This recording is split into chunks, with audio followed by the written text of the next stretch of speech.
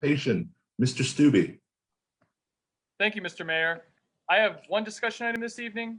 Before getting into that discussion item, though, I'd like to provide a little background. Racial inequity and systemic racism are objective realities in Carlisle. Statistics from the Census Bureau bear that out, as Deputy Mayor Schultz highlighted at the recent town hall held 2.5 weeks ago. Over 100 people attended that event, and one of the recommendations those attendees made was forming a Truth and Reconciliation Commission. We, as a community, need to look comprehensively at our past and bear witness to the truth of racial injustice. That was a clear message coming out of that recent town hall. So to that end, I work with panelists from the town hall to draft a resolution establishing the Carlisle Truth and Reconciliation Commission.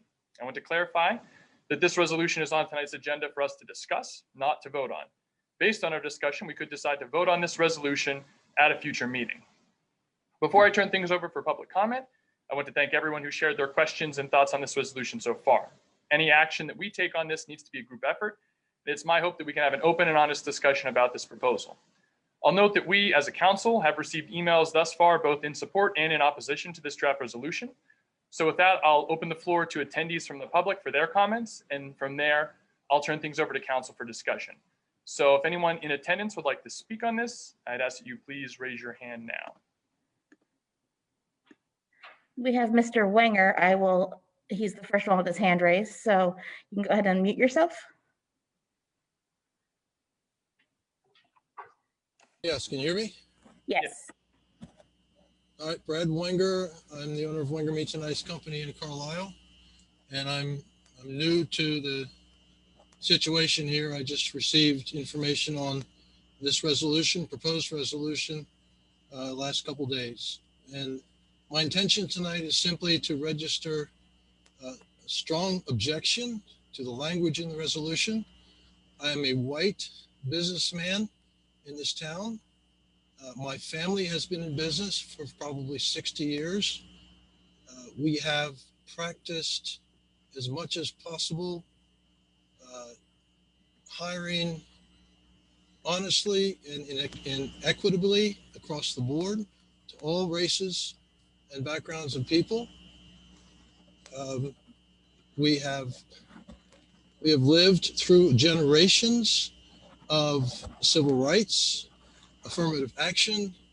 As you have just discussed on your council, the common practice of most larger corporations like 7-Eleven is clearly for their own benefit, fairness in hiring and opportunity. I think the implications of most of the statements in this resolution is that the difficulties that attend the residents of color in our community are laid at the feet of white residents.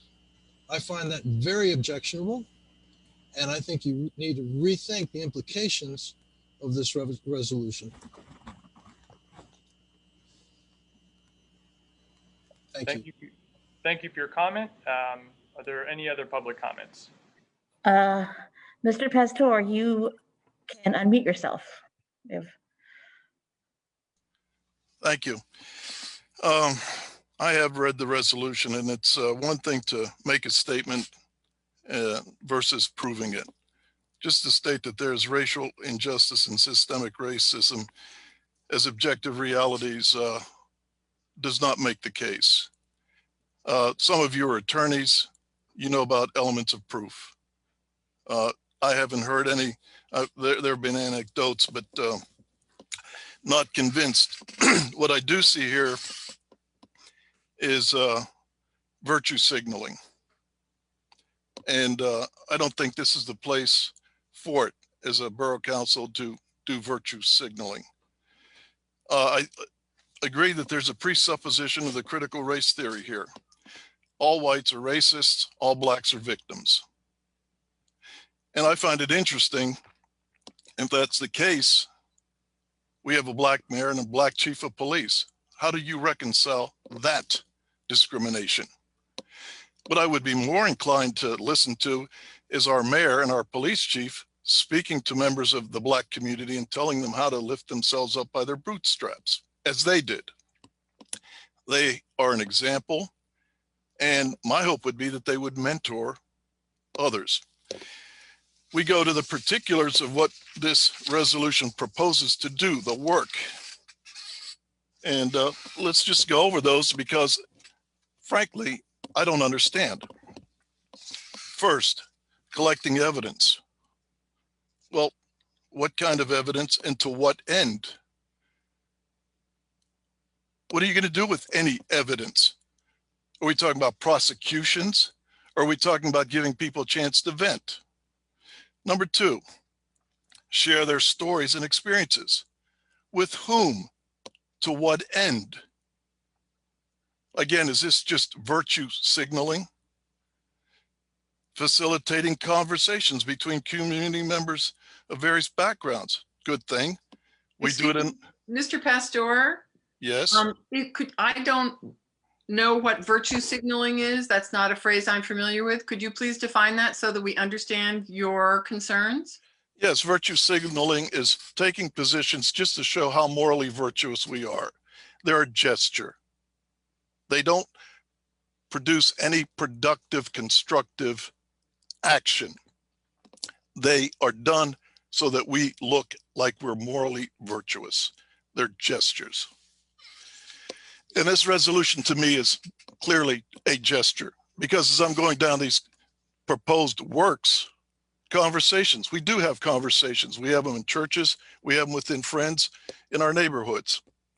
How are we going to facilitate more of those? Collaborating with existing businesses, nonprofits, agencies, boards, and commissions. To what end? I mean, this resolution is nebulous and has no particulars.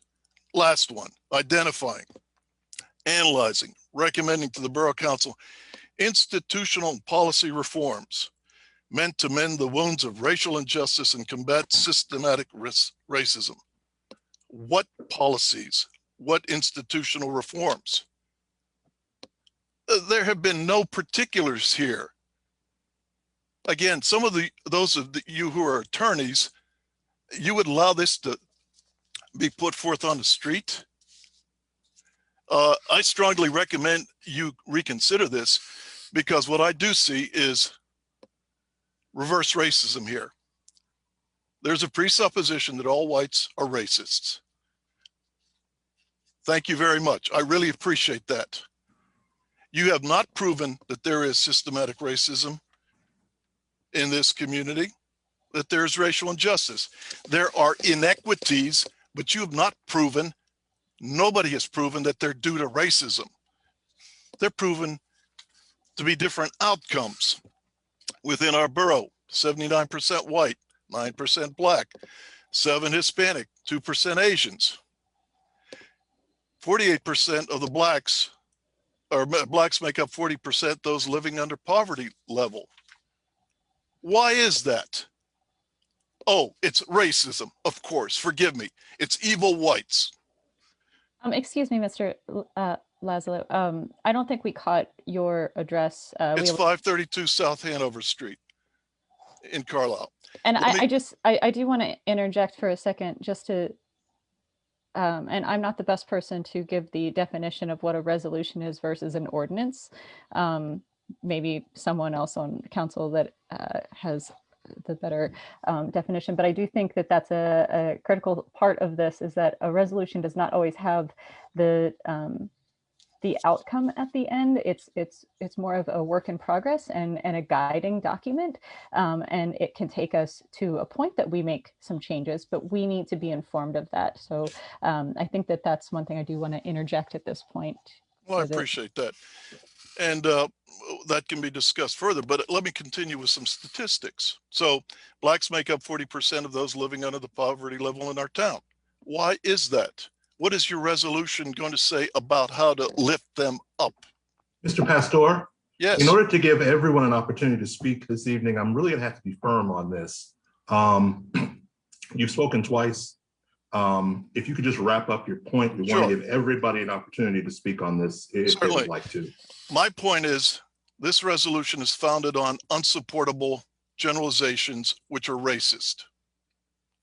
The resolution is pointless, it's untrue, and it violates the sensibilities of decent whites. Thank you. Are there any other public comments? We have a few people with their hands raised. Ms. Hamill had her hand raised next, and you can go ahead and unmute yourself. And I will just before anyone speaks, I just ask that you please identify your name, your address, and to the mayor's point, please try to keep your comments succinct and brief, as we do have a number of people that are looking to speak. All right, can you guys hear me? Victoria Opillo Hamill, 715 Sherwood Drive, Carlisle. I just want to support how the resolution was written, as it is totally politically correct wording that was used. And the stories that are being shared are to bring awareness. It's not to make anyone fragile in their heritage of European heritage or to whatever their heritage is. The wording is not to make anyone feel fragile or upset. It is to make one be aware and think of what they can do to change internal biases and internal prejudices. It was not meant to offend anyone. And often in trainings, if you become offended, they ask you to kind of self-reflect on yourself and see where you might be finding some form of objection to that, when there's nothing in the resolution that was meant to offend anyone. In fact, it was exactly that, to resolve. And there is statistic proof that in Carlisle, it was quoted at the meeting at the town hall, of the percentage, when you break down the percentage of people of color in Carlisle, what that percentage then has of not having the equal opportunities as what other whites and other non-people of color have. So there was given out by Mr. Schultz, I believe, and Mr. Hudson, as well as to Miss Tawanda, there was statistics brought out as to how that affects the people of color population here in Carlisle. Looks like there are at least 3 other people with their hands up. Ms. Berry had her hand up next, so you can go ahead and unmute yourself. Thank you. This is Marcia Berry. I don't currently live in the borough, but I work and facilitate groups and work with the community in Carlisle. It's kind of my adopted community. And I just wanted to say that I very much am in favor of this resolution, and I applaud the bold move of the borough for taking this direction. And I think that there may be some confusion between individual prejudice and racism and what these words mean. And to me, the resolution is not about blame, is not about saying whites are racist or blacks are this or whites are that. And nowhere does it say anything about all whites being racist.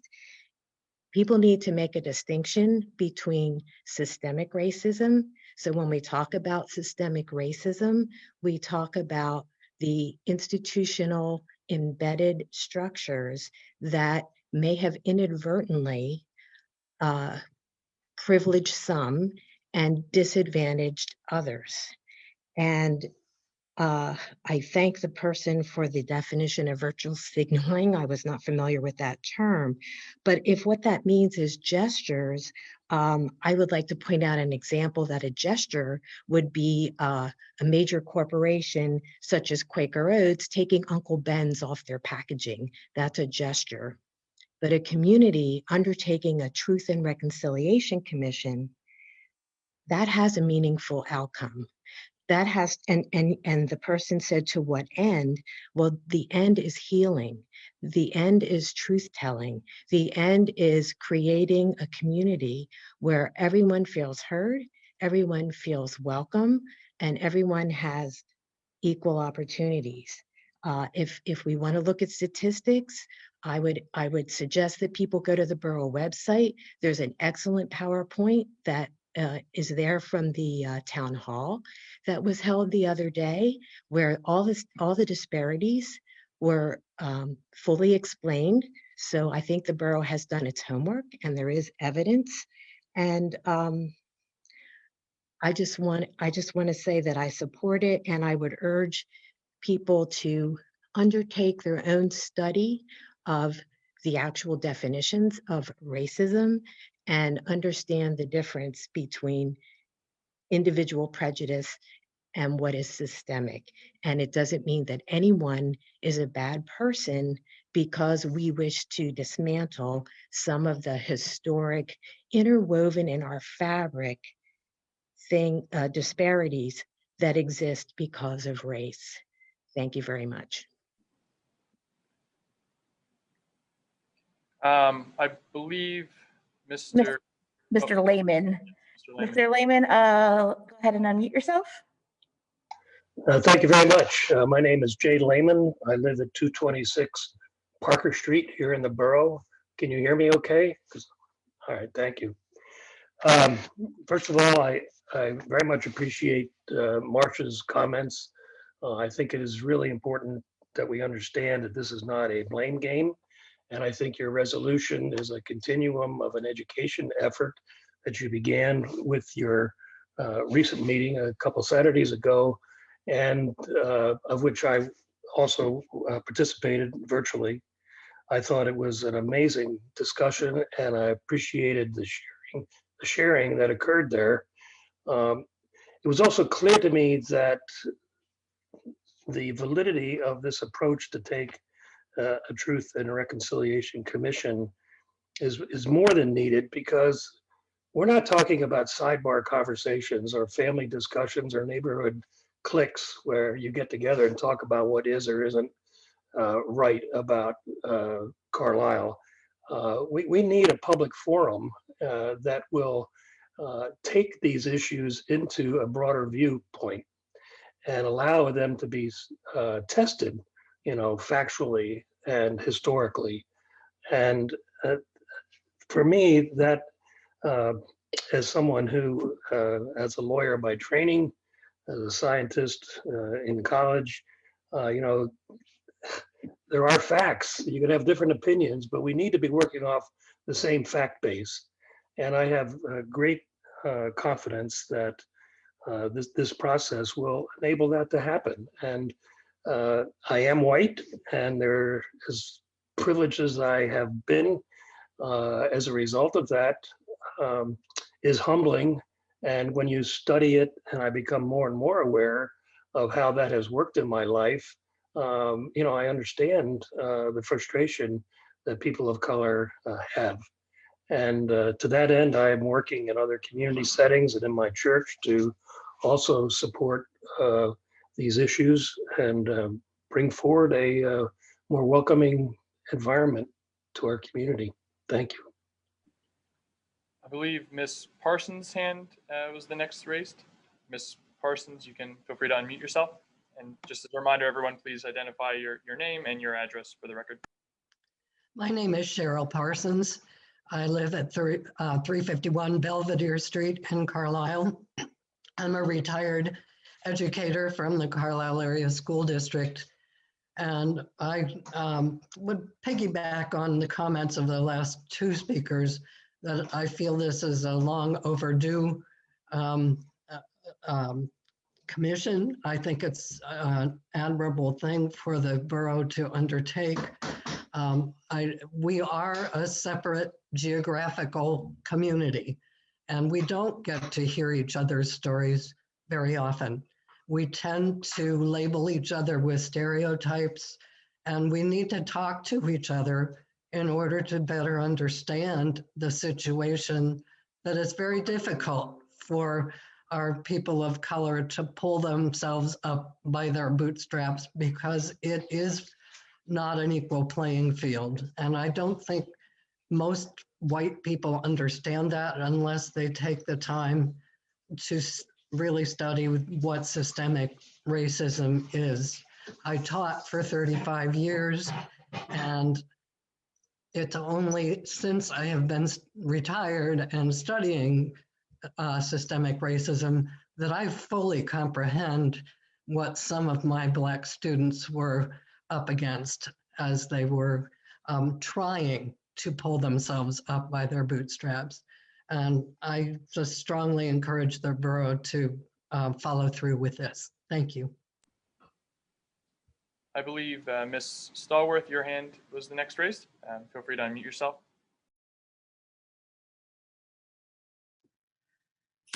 Good evening. I'm requesting to be the last public comment. So if there are others that would like to go before me. Sure.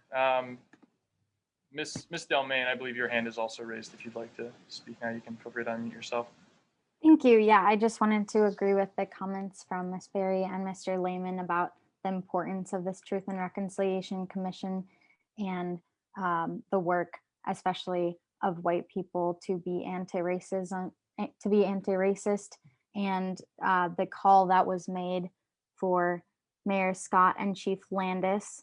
I don't think it's fair for that demand to be made because people of color obviously bear the brunt and burden of these issues, and it's unfair to continue to perpetuate that.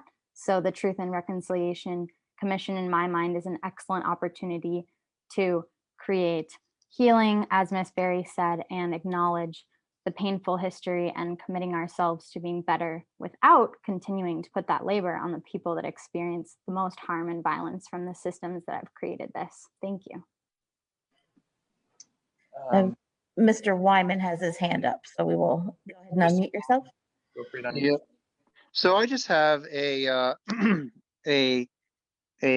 video that I'm going to send to the panelists in the chat. I have some comments, but there are people that are far more articulate than I am. So it's like a 3-minute YouTube video. At your leisure, if you would like to watch it, I'd appreciate it. If you choose not to watch it, I'm not going to ask you about it in the future. But I'd like to be able to send that through and let that person speak on my behalf. Again, my name is Chris Wyman, and I'm sending that now. Thank you. Okay. Ms. Stallworth, I believe yours is the last public comment hand raised, so you can feel free to unmute, and then following that, we'll open things to council for discussion. Great. Thank you, Councilor Stubbe, Mayor Scott, Deputy Mayor Schultz, members of council. Thank you for allowing me an opportunity to speak this evening. Certainly glad to be a part of this community still. I'm glad of all that it represents. It's good and it's bad. It's successful persons of color, which extend beyond the mayor and the police chief, and many others who have done due diligence in this town and who are of darker hue. I would like to thank you all for taking this resolution and taking yourselves, each other as colleagues, to task for the creation of this legislation. It's not lost on me what this has cost you to do that, and I thank you. I think the comments that I've heard earlier this evening further substantiate the need for such a resolution. If we weren't clear that there was a problem with race in this country, in this county, in this borough, certainly we have a better idea of that tonight. The Reverend Dr. Martin Luther King Jr. said publicly that a man cannot pull himself up by his bootstraps if he has no boots. I'm grateful for the steps that this resolution can take to ensure that all of our brothers and sisters one day get some boots. It's also been said that the generalizations put forth in the resolution are often vague. And I think that part of the reason for that, if it needs an answer, is to allow room for everyone to be able to pick up a piece of their own education and be able to grow from from their vantage point. Finally, in closing, I'd just like to say that anytime we're doing this work, anytime we're talking about race, anytime we're talking about racism, anti-racism, and doing the work, if you're not causing a stir, if you're not creating some good trouble, then you haven't done it enough. So I'd like to thank you for creating some good trouble tonight, and I appreciate the work that you do. Keep going. Thank you. Okay, so with that, I'll open the floor up to council for council members' comments and thoughts. I'll just say that in order to heal, you must first remember. And to me, that's what this Truth and Reconciliation Commission represents, an opportunity for this community that I call home to learn about the past, find out exactly what those root issues are that we need to address as far as racial equity is concerned. And remember, racial equity is a subset of racial justice. So we'll be addressing multiple things with this commission. And Jeff and Sean and Twanda, who was on our town hall planning committee, I don't think there are others from that group on here, but I want to thank all of you for your leadership in getting us to this point. You guys keep local government very interesting.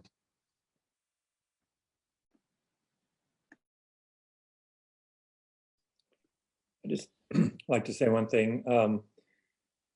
You know, without ascribing causes and causality and blame,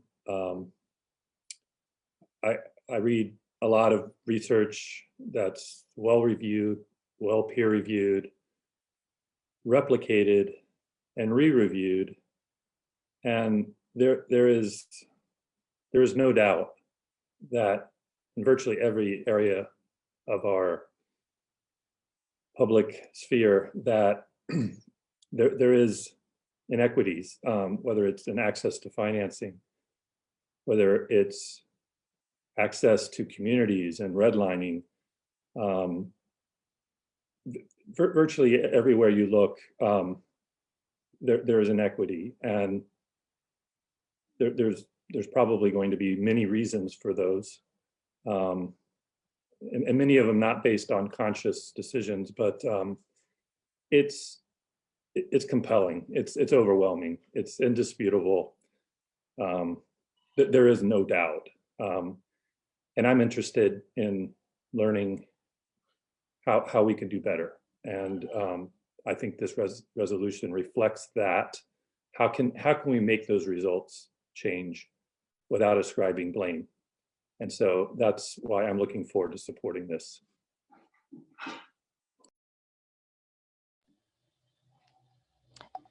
I just want to say that I grew up in a town that didn't have a large African-American population. You know, I'm proud and honored to live in a community that has this historic diversity, but it also comes with the reality that we did not do things right all the time, and that we can acknowledge it and we can painfully work through it. And that's exactly what this is about.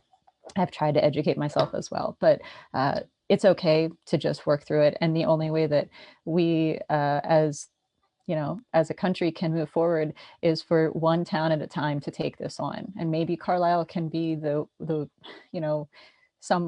town that other people and other towns can look, as the roadmap if we do this right. But we have to push forward and not shy away from this, this hard work, and to sit and to listen to the stories and to understand what really has happened. We can do as much research and understanding on our own, but there's lots of things that we don't know about. So I appreciate the work that's gone into this in this very short period of time. And I look forward to learning more as this resolution is passed and taken taken forward. Thank you. Mr. Mayor, I'd just like to remind people about number 5 in the document that we're talking about here, that one of the purposes of our efforts would be to identify, analyze, and make recommendations to Carlisle Borough Council, institutional and policy reforms meant to mend the wounds of racial injustice and combat systemic racism. We need people to come to us and tell us their truths so that we can recognize them and take steps that will make ours a more equitable and safe community for all. But we can't do that until we learn better about what the impacts of our past actions and present actions have been on our entire community. So I am looking forward to those folks coming forward and sharing with us so that they can, so we can be educated and so that we can have a better understanding of what the borough can do to make this a better community for everyone who is living here. Thank you.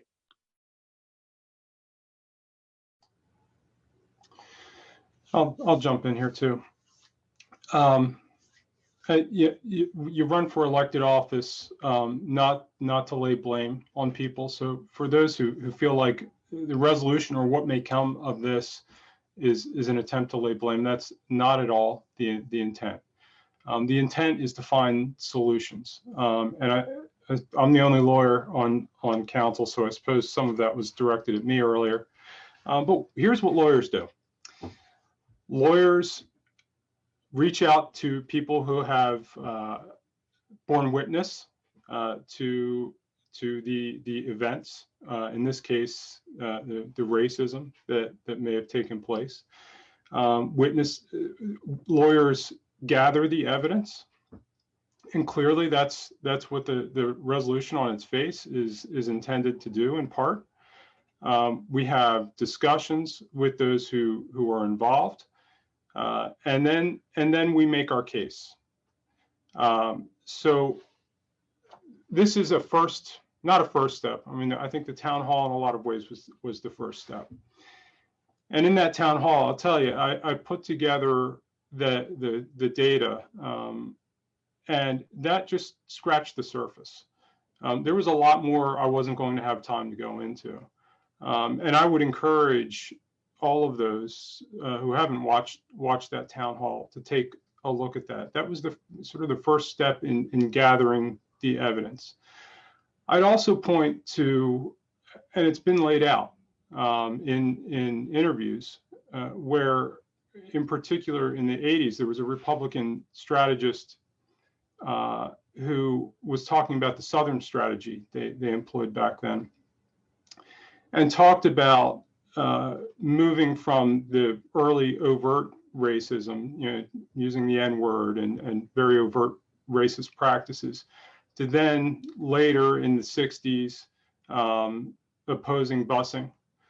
And then by the time the 80s rolled around, realizing they could no longer win on those by acting in that way, they talked about using more abstract devices in economic policy and other laws. And so when we talk about systemic racism, I'm not blaming those who may be attending tonight. There are certainly structures in place that lead us to the figures that we see here in the borough and across the nation. And we're not attempting to lay blame on anybody. I'm a white guy. I'm prepared for this conversation. I'm not afraid of it. And we're going to use it to make it a better place for every single member of our community. Thank you. Mr. Mayor, I guess I'll jump in, and I apologize. My internet's been freezing up, so if I get frozen, you can feel free to move on. But I agree with my colleagues. I think, as Deputy Mayor Schultz said, this isn't the first step. It's part of a number of steps that I hope that we see moving forward. And I won't lie to the folks on this call. I'm sure this isn't easy for some to hear, right? The thought of racism existing, but it is real. And I think we as elected officials are doing a disservice if we put our heads in the sand and say, this is not an issue. Over 100 people were on that call a few weeks ago. We had a great panel, and we need to listen to those folks. They're not making things up. They're not virtue signaling or whatever it may be. Those are real stories from our very real residents. And I think we owe it as elected officials to them to get this ball rolling and to really look, sit, and listen. As Sean said, it's not my job. I'm not going to lecture people on here, but I am going to listen. And I heard those residents last week loud and clear. And I think, this is definitely something we need to move forward with. Okay, unless anyone on council has objection or any more comments, I'd suggest that we move on. And unless anyone has objection, I would request or recommend that we add this as an item to our March Borough Council meeting to consider and vote on. Between now and then, it is currently, but it can continue to be posted on the Borough website, and anyone who wants to make additional comment can feel free to contact us about that between now and then, and can also feel free to attend the March Borough Council meeting to speak on this. Without objection, Mr. Stubbe, we'll go ahead and do that. And also, just as a reminder, Stephanie has put in the chat links to not only the presentation that was given at the town hall the other week, but also the resolution as it's currently drafted. And those items are also available on our website for those of you who would like to do a deeper dive. But this will be on our March agenda.